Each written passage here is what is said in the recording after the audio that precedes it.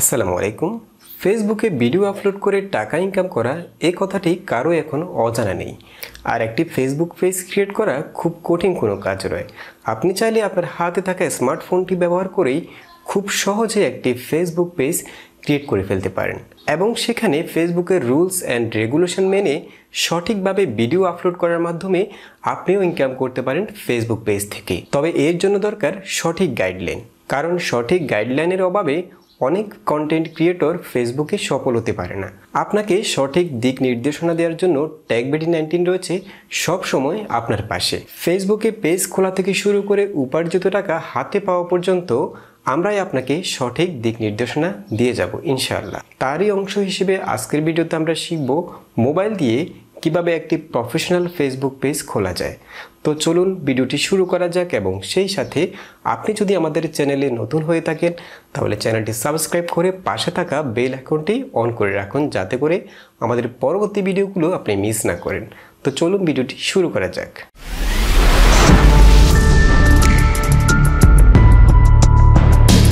Welcome back.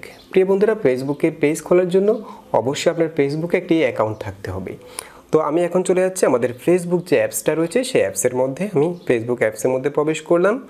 দেন এটা হচ্ছে আমাদের ফেসবুকের মেন ইন্টারফেস। এখন আমরা একটি ফেসবুক পেজ ওপেন করব, সেজন্য আমাদেরকে চলে যেতে হবে মেনু অপশানে। মেনু হচ্ছে আমাদের এখানে যে প্রোফাইল পিকচারটা রয়েছে ডান পাশে কর্নারে, সেই প্রোফাইল পিকচারের মধ্যে ক্লিক করলে মেনু অপশানগুলো চলে আসবে এবং এখান থেকে একটা অপশান দেখতে পাবেন পেজেস। ঠিক এই পেজেস অপশানে ক্লিক করবেন। এখানে ক্লিক করার পর আপনারা এখানে নিচে আপনাদের যদি আগে থেকে কোনো পেজ ক্রিয়েট করা থাকে সেই পেজগুলো এখানে শো করবে।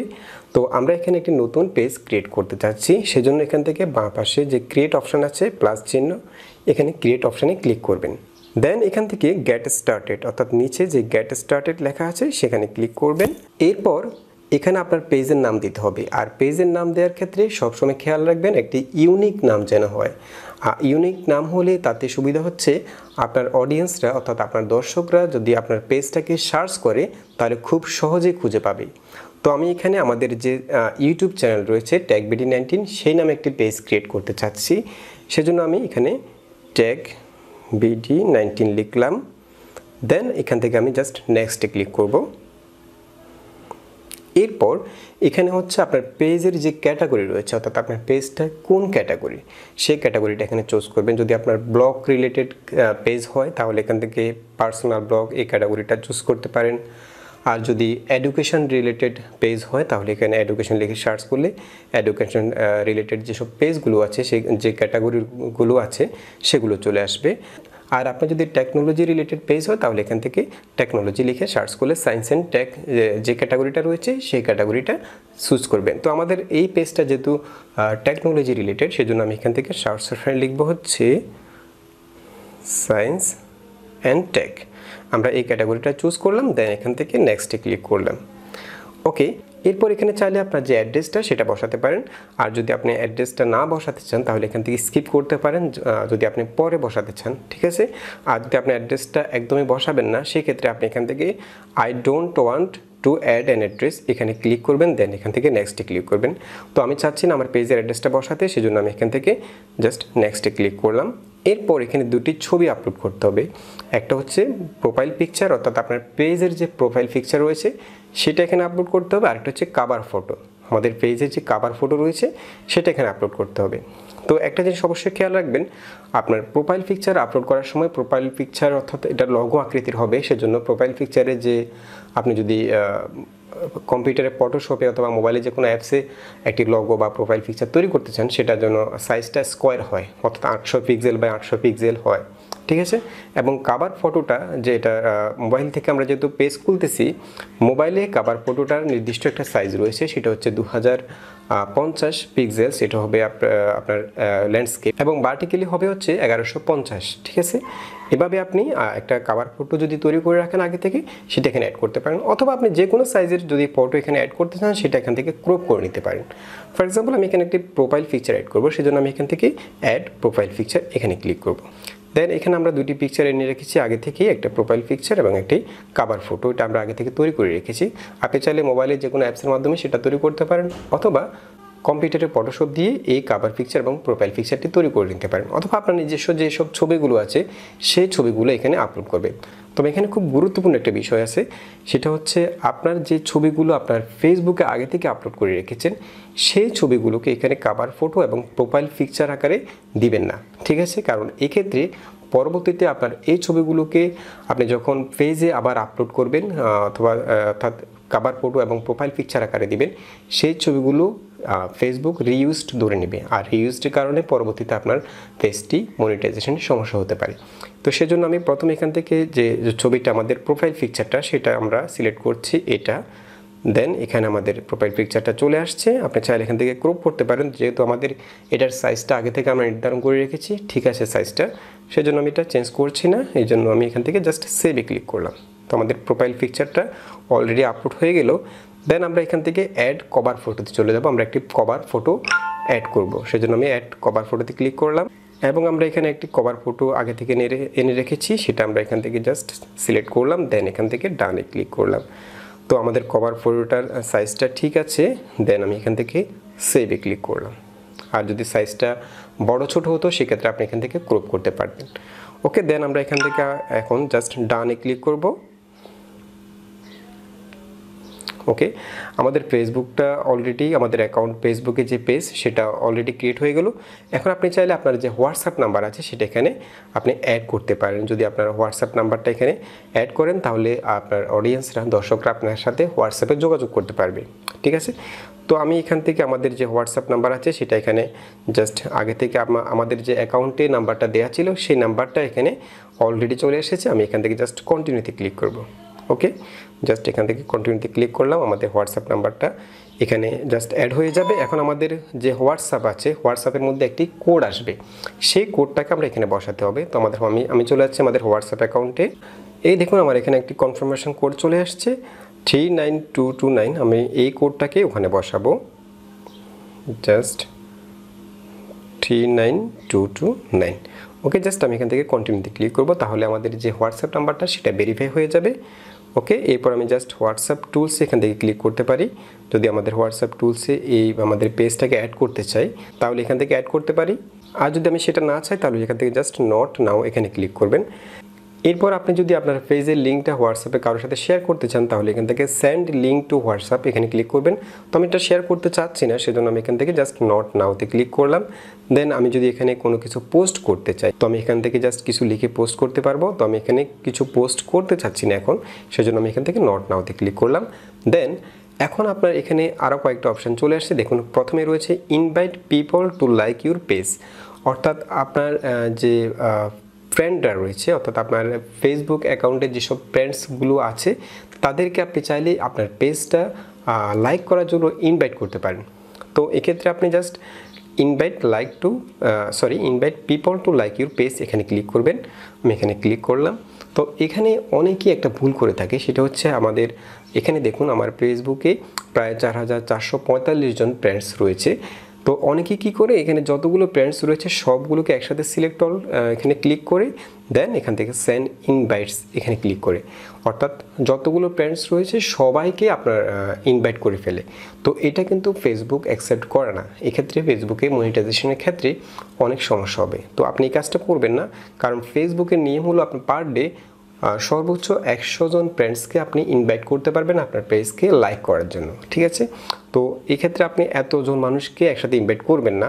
আমি আপাতত এখানে 10-12 জন বা 20 জন মানুষকে ইনভাইট করতেছি। পার ডে সর্বোচ্চ 50 জনকে আপনি ইনভাইট করবেন, ঠিক আছে? এর থেকে বেশি করবেন না। আপনি যদি খুব বেশি ফ্রেন্ডসদেরকে ইনভাইট করে ফেলেন সেক্ষেত্রে আপনার ফেসবুকে মনিটাইজেশন চলে আসতে পারে।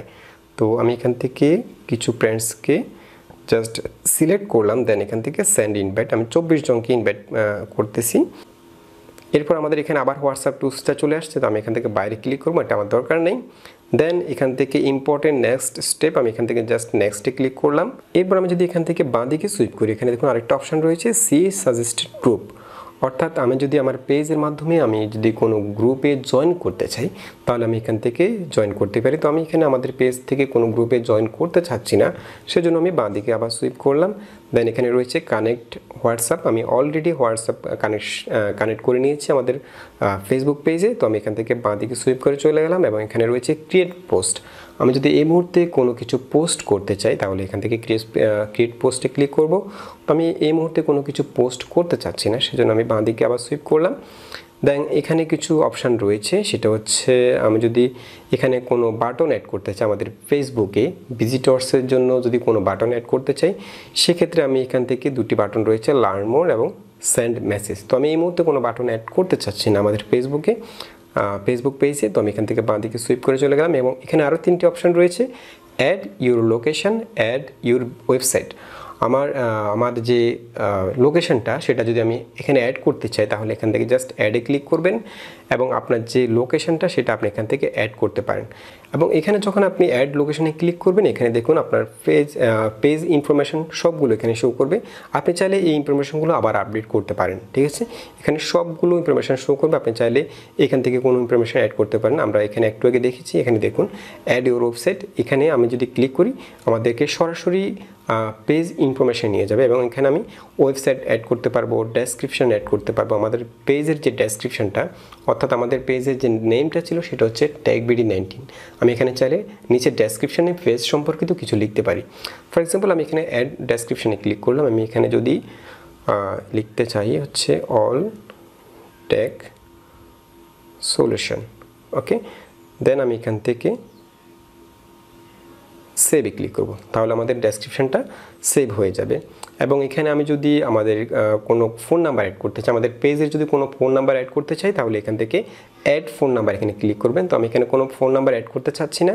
তো আপনার যদি কোনো ইমেল অ্যাড্রেস থেকে থাকে তাহলে এখান থেকে অ্যাড ইমেলে ক্লিক করে আপনার ইমেল অ্যাড্রেসটা অ্যাড করতে পারেন। তো আমি এই মুহূর্তে কোনো ইমেল অ্যাড্রেস এখানে অ্যাড করছি না। এবং এখানে রয়েছে উপরে রয়েছে অ্যাড ওয়েবসাইট, আপনার যদি কোনো ওয়েবসাইট থাকে অফিসিয়াল সেটা এখানে অ্যাড করে নিতে পারেন। তো আমাদের যেহেতু কোনো ওয়েবসাইট নাই সেটা আমি এখানে অ্যাড করছি না। এরপর এখানে নিচে রয়েছে হোয়াটসঅ্যাপ, আমরা হোয়াটসঅ্যাপটা অলরেডি অ্যাড করে নিয়েছি। এবং এখানে রয়েছে লোকেশন, আপনি যদি আপনার যে লোকেশনটা সেটা এখানে আপনার দিতে চান তাহলে লোকেশনটা এখান থেকে সিলেক্ট করে দিতে পারেন। তো আমি এই মুহূর্তে কোনো লোকেশন দিচ্ছি না। এরপর আপনি চাইলে এখান থেকে আওয়ার সিলেক্ট করে দিতে পারেন, অর্থাৎ আপনার পেজটি যদি আপনার পেজের কার্যক্রম যদি নির্দিষ্ট কোনো দিন বন্ধ থাকে সেটা এখান থেকে সিলেক্ট করতে পারেন। আর যদি পেজটাকে সবসময় অ্যাক্টিভ রাখতে চান তাহলে এখান থেকে জাস্ট আওয়ার্সে ক্লিক করে অলওয়েজ ওপেন, আমি এখান থেকে অলওয়েজ ওপেনে ক্লিক করলাম। আর আপনি যদি এখান থেকে নির্দিষ্ট যে কোনো দিন বন্ধ রাখতে চান পেজটাকে, সেক্ষেত্রে এখান থেকে এক্সটেন্ড আওয়ার্সে ক্লিক করে এখান থেকে এডিট আওয়ার্সে ক্লিক করে আপনার যে দিন বন্ধ রাখবেন সেই দিনটাকে চুজ করে সিলেক্ট করে দিবেন। তো আমি এখান থেকে জাস্ট অলওয়েজ ওপেনে ক্লিক করে দেন সেভে ক্লিক করলাম, তাহলে আমাদের পেজটা সব সময় ওপেন থাকবে। ওকে, এখন আমাদের এখানে যে ইনফরমেশনগুলো অ্যাড করা কমপ্লিট হয়ে গেল। আমি এখান থেকে আর কোনো ইনফরমেশন অ্যাড করতে চাচ্ছি না, আর কোনো ইনফরমেশন তেমন একটা খুব প্রয়োজন নেই। আমি এখান থেকে জাস্ট ব্যাগে চলে গেলাম।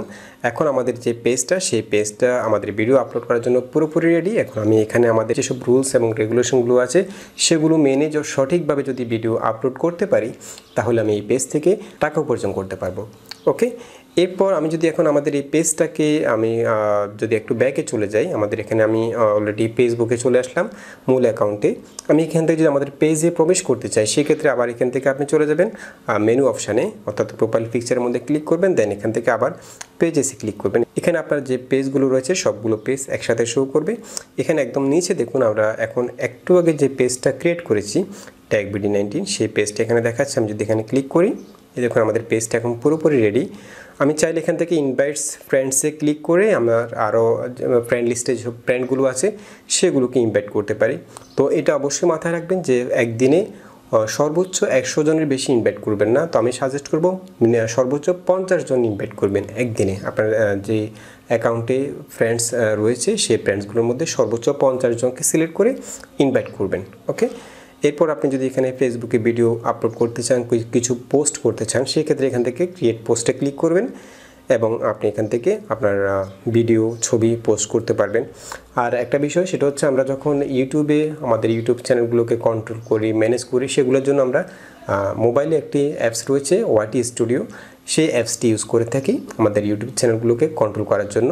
ঠিক ফেসবুক পেজকে ম্যানেজ করার জন্য, কন্ট্রোল করার জন্য, ভিডিও আপলোড করার জন্য আপনার একটা অ্যাপস রয়েছে, সেটা হচ্ছে ক্রিয়েটর স্টুডিও। সেটা আপনারা গুগল প্লে স্টোর থেকে খুব সহজে ডাউনলোড করতে পারবেন। সেই অ্যাপসটা ডাউনলোড করে সেই অ্যাপসের মাধ্যমে আপনার পেজটাকে সম্পূর্ণ ম্যানেজ করতে পারবেন, কন্ট্রোল করতে পারবেন। তো বন্ধুরা, আজকে এই পর্যন্ত। আজকে আশা করি আপনারা বুঝতে পেরেছেন কীভাবে মোবাইল দিয়ে খুব সহজে একটি ফেসবুক পেজ ক্রিয়েট করা যায়। তো এর পরবর্তীতে আমরা আমাদের ফেসবুক পেজে কাজ করার ক্ষেত্রে কী কী নিয়মকানুনগুলো মেনে চলতে হবে, কী কী ভুলগুলো করা যাবে না, সেই বিষয়ে আরেকটি ভিডিও আপলোড করব। তো আপনারা আমাদের পেজটি যদি এখনও ফলো করে না রাখেন তাহলে ফলো করে রাখবেন। তো দেখা হবে পরবর্তী ভিডিওতে। সে পর্যন্ত ভালো থাকবেন, সুস্থ থাকবেন। আল্লাহ হাফেজ।